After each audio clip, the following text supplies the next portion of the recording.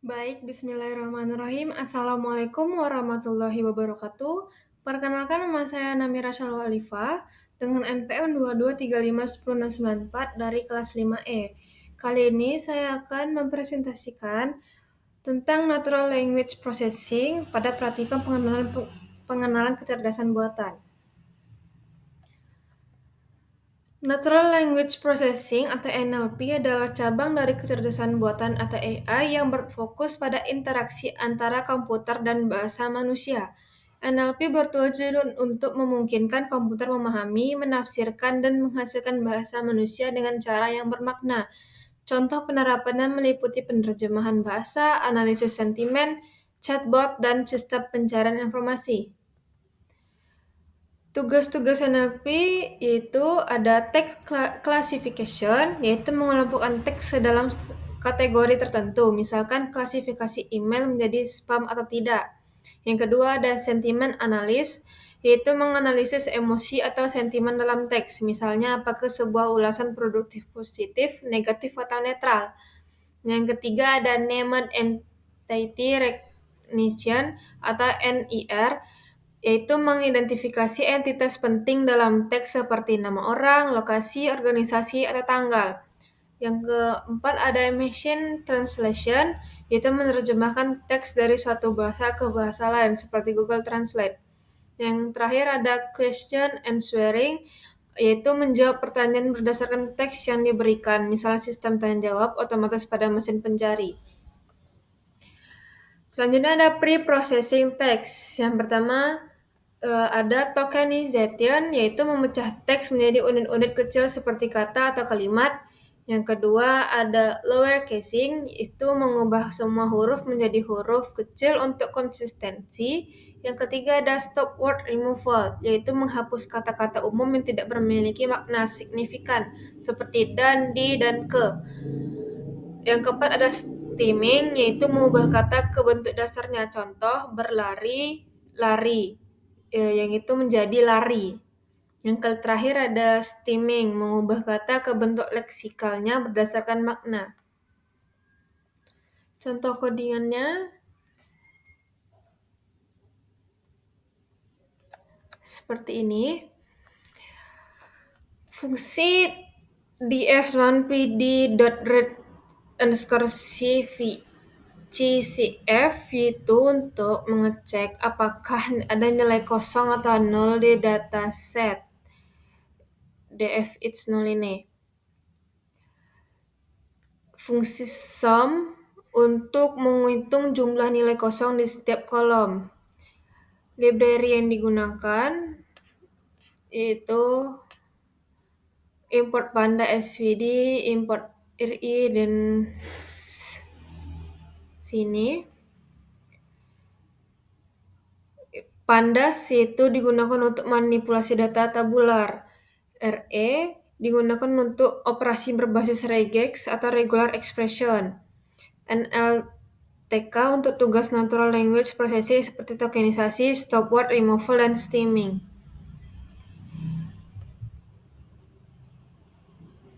Lalu di sini terdapat def, yaitu untuk processing data. Ini merupakan langkah-langkah pre-processing. Dimulai dari handle nen values akan mengembalikan string kosong. Lalu lower casing, semua huruf diubah menjadi huruf kecil untuk konsistensi. Contohnya, selanjutnya ada remove punctuation, seperti ini codingannya, menghapus karakter.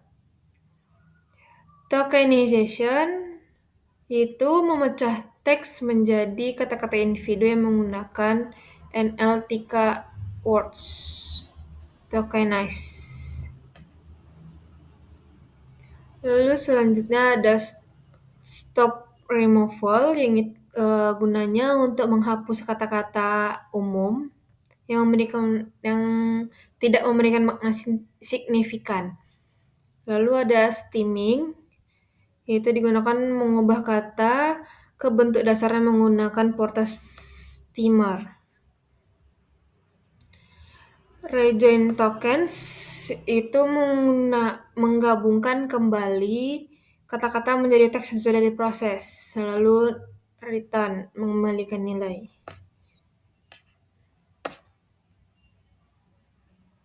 Seperti ini hasilnya.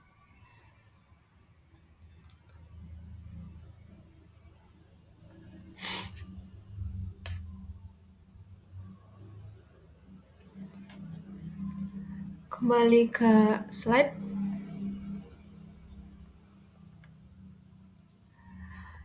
Selanjutnya tentang representasi teks. Yang pertama, back of word. Representasi teks dalam bentuk vektor berdasarkan frekuensi kata tanpa memperhatikan urutan kata. Perhatikan kalimat berikut ini. Itu pertama, pemrosesan bahasa alami itu menarik. Yang kedua, algoritma pembelajaran mesin sangatlah hebat. Pembuatan representasi BOW melibatkan pembuatan vektor untuk setiap kalimat berdasarkan ada atau tidaknya kata dalam kosakata. Jika ada, alami diberi angka 1, bahasa diberi angka 1, pemrosesan diberi 1, adalah tidak ada maka 0, menarik diberikan 1, mesin diberikan 1, pembelajaran diberikan 1, dan seterusnya. BOW ini menyediakan representasi langsung tetapi tidak memiliki informasi konteks dan urutan sehingga cocok untuk tugas seperti klasifikasi, dokumen, dan analisis sentimen. Yang kedua ada TF IDF, Term Frequency Inverse Document Frequency. Mengukur seberapa penting sebuah kata dalam dokumen relatif terhadap seluruh koleksi dokumen. Skor TF-IDF untuk suatu istilah dalam dokumen dihitung sebagai berikut. Nilai TF untuk IDF, TDD, TF, T, D kali, seperti ini rumusnya. Di mana TF dalam kurung T kecil D kecil adalah frekuensi istilah T dalam dokumen D. IDF T kecil D besar adalah frekuensi dokumen kebalikannya dari istilah T di seluruh korpus D. Matriks TF IDF untuk kalimat contoh kita mungkin terlihat seperti ini. Penggabungan ambil dari backs of word ini.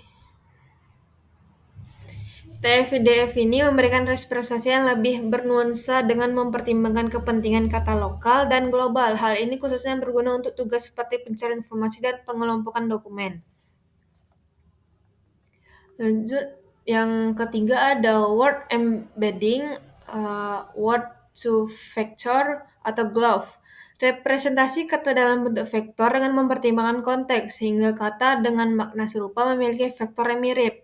Word to vector yang melatih model untuk memprediksi kata berdasarkan konteksnya dalam korpus tertentu. Misalnya, vektor untuk kata-kata seperti raja, ratu, dan bangsawan mungkin menunjukkan kedekatan spasial dalam ruang penyisipan yang menunjukkan kesamaan semantiknya. Teknik lain yang berpengaruh adalah Global Vector of Forward Representation atau GLOVE yang memanfaatkan informasi statik global dengan mempertimbangkan statistik kemunculan kata secara keseluruhan di seluruh korpus. Penyamatan GLOVE menangkap nuansa sematik dan efektif dalam tugas yang membutuhkan pemahaman mendalam tentang makna kata. Seperti contoh, perhatikan penempatan kata raja dan ratu. Raja bisa disamakan dengan pria dan ratu dengan wanita. Lalu selanjutnya ada materi modeling. Yang pertama ada Naive Bayes. Naive Bayes merupakan algoritma berbasis probabilitas yang sering digunakan untuk klasifikasi teks seperti analisis sentimen dan lainnya. Teorema Bayes dinyatakan dalam rumus berikut. PHD dapat dijelaskan seperti di gambar. Yang kedua ada Support Vector Machine atau SVM. Algoritma ini yang memisahkan data ke dalam kelas menggunakan hyperplane terbaik, cocok untuk teks dengan dimensi tinggi. SVM algoritma efektif dalam kasus di mana jumlah fitur lebih besar dari jumlah sampel. Selain itu, mampu mengatasi yang linear dan pun nonlinear. Metode algoritma ini menggunakan kernel trick untuk memetakan data ke ruang dimensi yang lebih tinggi. Yang terakhir ada Recruitment Neural Networks atau RNN. Model jaringan saraf yang digunakan untuk memproses data berurutan seperti teks untuk tugas seperti penerjemahan dan text generation. RNN mampu bekerja secara luas sesuai prinsip kerjanya bisa menerima beragam panjang data.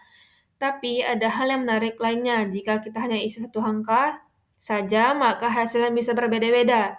Ya wajar saja karena init_hidden menggunakan bilangan random. Oleh sebab itu, minimal terdiri 3 angka dalam satu record. Salah satu kegunaan RNN yaitu melakukan klasifikasi judul berita. Cara kerjanya mirip yaitu dengan membuat one-hot encoding, namun konsepnya seperti membuat dokumen term matrix melalui penyusunan korpus terlebih dahulu. Sekian dari saya. Apabila ada kurang mohon dimaafkan. Assalamualaikum warahmatullahi wabarakatuh.